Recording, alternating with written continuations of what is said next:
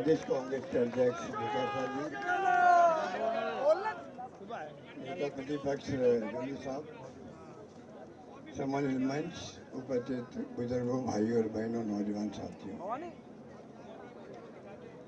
सबसे पहले तो प्रदेश कांग्रेस कमेटी को मैं कहना चाहूँगा कि शॉर्ट नोटिस के अंदर आप सबको यहाँ पर इकट्ठा किया, आप सब आए।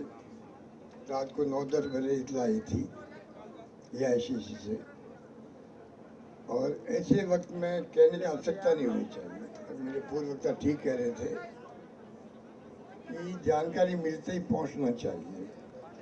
हमारे सर्वोच्च नेता जो है सोनिया जी और राहुल जी, अगर उनको खिलाफ चार्जशीट पेश की गई है, आप सोच सकते हो कि इनकी मंशा क्या है। इनकी मंशा बहुत खतरनाक है। ये देश को किस दिशा में ले जा रहे हैं किसी को नहीं मालूम। देश किस दिशा में जाएगा कोई नहीं जानता। ये हालात देश में बन चुके हैं, इसको आपको हम सबको समझना पड़ेगा। ये कोई कल काजरेवाल जी के यहाँ छापे पड़ गए, रॉबर्ट वाड्रा जी को कल बुला लिया, 10 घंटे रखा, आज फिर बुला लिया उनको, चुपचाप चार्जशीट पेश कर दी गई। और भी ठीक कह रहे थे कि 90 साल पहले जो अखबार निकला है, 90 साल पहले पंडित नेहरू जी ने, रफी अहमद किदवई जी ने, 90 साल तक जो है आज़ादी के पहले 1938 के अंदर, ओके, जब पूरा अखबार बंद हो गया, AICC चाहती थी कांग्रेस कमेटी वापस शुरू करें इसको। उसके लिए ये प्रयास किए गए। AGL जो कंपनी थी, एसोसिएट जर्नल्स लिमिटेड, उसके 90 करोड़ रुपए 10 साल में टुकड़ों में दिए गए कर्जा। इसलिए दिया गया कि वहां पे जो कर्मचारी काम कर रहे थे, 70 करोड़ तो 90 में से तनख्वाह चुकानी थी उनकी, और 20 करोड़ रुपए वापस शुरू कैसे करें, 3 अखबार वो प्रयास किए जा रहे थे। ED घुस गई, IO लग गया, इंक्वायरी हो गई, और इंक्वायरी में आ गया सोनिया गांधी, राहुल गांधी कोई दोषी नहीं है। उसके बावजूद जो ये नाटक चल रहा देश के अंदर, और पूरे मुल्क में आपकी तरह धरना दिए बैठे लोग,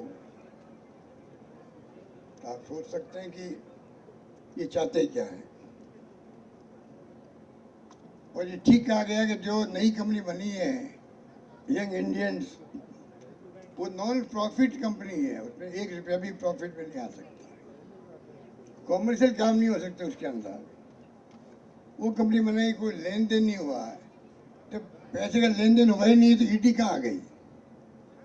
बिना पैसे के लेन देन के ED घुस गई, नोटिस दे दिए। 600-700 करोड़ रुपए की संपत्तियां हैं बॉम्बे में, दिल्ली में, लखनऊ में, अटैच करने की बात कर ली। अब सोच लो, पूरा जैसे इलेक्शन के पहले AICC के सारे अकाउंट बंद कर दिए गए थे। आप कल्पना कीजिए, डेमोक्रेसी के अंदर एक मुख्य राजनीतिक पार्टी जो विपक्ष में है, जिसने मुल्क को आजाद करवाया, सारे अकाउंट बंद कर दिए। चुनाव कैसे लड़ेंगे? तो जो इस प्रकार के हरकतें कर रहे हैं, पागलपन की भी हद होती है, ये उससे आगे निकल गए। इसलिए आपका आना मायने रखता है। ऐसे वक्त में जो आते हैं, पार्टी में उसी की पूंछ होती है, पहुंच होती है, इज्जत होती है, मान सम्मान होता है। और मैं आपको बधाई देना चाहूँगा कि आप लोग संकल्प करके जाएं यहाँ से। अभी तो लंबा संघर्ष है। जब जब राहुल गांधी बोलेंगे बीजेपी के खिलाफ में मोर्चा खोलेंगे, तब तक ऐसी कार्रवाई होती रहेगी। ये तो कांग्रेस मुक्त भारत की बात करते थे। इनको गांधी परिवार से मोदी जी क्या कहते हैं आपको मालूम है। अब इनको इतिहास कौन बताए कि मोतीलाल नेहरू जैसा अमीर व्यक्ति इलाहाबाद के अंदर आनंद भवन दे दिया देश को, करोड़ों अरबों की संपत्ति है वो आनंद भवन और वो सब। आजादी के वक्त की महात्मा गांधी वहीं बैठ के काम करते थे। मोतीलाल नेहरू लगा करके, जवाहरलाल नेहरू हो चाहे इंदिरा गांधी हो जिसे पाकिस्तान के 2 टुकड़े कर दिए, राजीव गांधी हो जो शहीद हो गए, इंदिरा जी शहीद हो गई, सोनिया गांधी जी ने 20 साल तक काम किया अध्यक्ष रूप में, खुद प्रधानमंत्री नहीं बनी, डॉक्टर मनमोहन सिंह जी को बनाया, इतने कानून पास किए जो आज आप सबके जानकारी में है। ये कोई मंच नहीं कि मैं उनको गिनूं आपको। और राहुल गांधी जो एक विश्व में संघर्ष कर रहे हैं, चाहे वो भारत यात्रा निकाली हो, पूरे देश में इतिहास बन गया। दुनिया के अंदर इतनी लंबी यात्रा दुनिया के किसी मुल्क में नहीं निकली है जो राहुल गांधी ने निकाली थी। एक मैसेज दिया उन्होंने देशवासियों को, जिस ईमानदारी के साथ में, कर्मठता के साथ में समर्पित होकर वो काम कर रहे हैं, पार्लियामेंट के अंदर, पार्लियामेंट के बाहर। खड़गे साहब और राहुल जी ने अभी जो मीटिंग करना शुरू करी है, जिला अध्यक्षों को बुलाया है। ये तो अध्यक्ष जी आपको बताएंगे क्योंकि ये पूरी तरह इन्वॉल्व है, जो लीचा बताएंगे आपको। पर जो रास्ता पकड़ा है राहुल गांधी ने, जब वो जाति के जनगणना की बात करते हैं, गरीब की बात करते हैं, SC, ST, OBC की बात करते हैं, EWS की बात करते हैं, आप समझ सकते हैं कि उनकी आवाज़ बन के हमें आगे बढ़ना पड़ेगा। खाली उनके बोलने से कुछ नहीं होगा। वो तो कहेंगे अपनी बात कह रहे हैं, और जिनके लिए कह रहे हैं उनको ही नहीं मालूम अभी तो, वो आपको हमको बताना पड़ेगा उनको। इसीलिए जो प्रदेश कांग्रेस कमेटी ने बीड़ा उठाया है संगठन को मजबूत करने का, ये तय हुआ था AICC के अंदर, वर्किंग कमेटी के अंदर। ये पूरा साल संगठन की मजबूती को समर्पित है। मुझे खुशी है कि राजस्थान प्रदेश कांग्रेस कमेटी ने मंडल बना रही है, बूथ कमेटी बना रही है। पहली बार आपके BLA लग रहे हैं।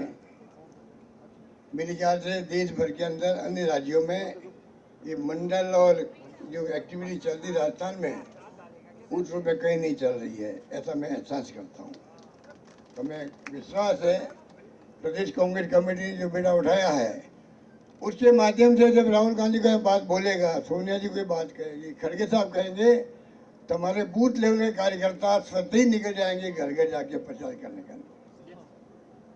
बातें कहने को बहुत सारी है, क्योंकि अभी बहुत बड़ी जिम्मेदारी आपके ऊपर है। इंदिरा जी चुनाव हार गई थी, उस वक्त में जिन लोगों ने साथ दिया पार्टी का, वो लोग बाद में अच्छे दिन आने पर सत्ता में आए थे। हम लोग भी उस वक्त MP बने थे और लंबे समय तक हमें अवसर मिलते गए काम करने के। ये वक्त है आप सबका, जब आप जम करके पार्टी को मजबूत करने का काम करें, संघर्ष में साथी बने। इंदिरा जी जेल गई थी तब हम लोग भी जेल गए थे। आप भी तैयारी रखें, ये जाने की तैयारी भी रखें, जरूरत पड़े तो आप पीछे नहीं हटें। आप में प्रतिस्पर्धा होनी चाहिए कि अगर जेल पर अभियान चलेगा कांग्रेस का तो सबसे पहले मैं जाऊंगा, ये आप में प्रतिस्पर्धा होनी चाहिए।